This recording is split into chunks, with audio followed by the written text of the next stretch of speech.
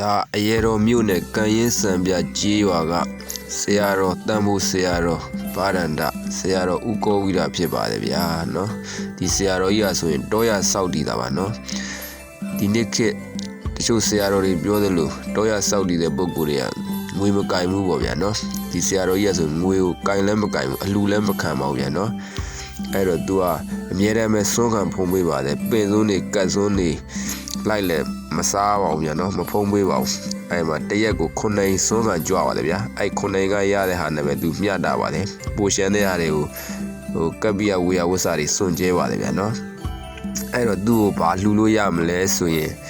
ငွေလည်းမကင်ဘူးငွေလည်းလှူမခံဘူးဘာမှလည်းမစီမံဘူးသူ့ကိုလှူရင်အဲ့ဖျားပန်းလှူလို့ရတယ်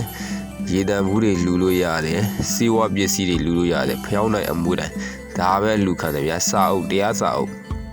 ဒါလွဲပြီးဆရာတော်ကြီးကဘာမှအလှူမခံပတ်သက်ကူသင်္ကန်းတွေဝတ်ပါတယ်ဗျာအဲ့မှာချုပ်ဆက်ထားတယ်နော်အဲ့တော့သင်္ကန်းကလည်း3တယ်ပဲနေပါတယ်ဒီလှိုင်ကူထဲမှာတကားမတွေကစောက်လို့လှူတဲ့နေပါတယ်ဗျာအရင်တော့ကတော့ तू ကဒီတောထဲမှာဒီကံမှာပဲရေချိုးဒီကအရင်တော့ပုံမှန်ဈင်းညံလမ်းလေးပေါ့ဗျာတကားမတွေပြင်ပေးထားဒီတဲချောင်းလေးမှာပဲတရင်သုံးပါတယ်ဗျာသူ့အရင်တဲချောင်းလေးက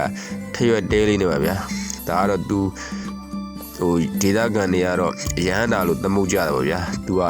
ပြန်တော်မူတဲ့အချိန်မှာမပုံမတိုးတဲ့အတွက်အဲ့ဆန်ချောင်းကြီးထဲမှာပဲထားပါတယ်ဗျာနော်ပကတိပြန်လည်တော်မူပြီးလာအနံ့မထွက်ပေါင်းဒါသူ့ရဲ့တပိတ်တွေပါပရိခေယတွေပါနော်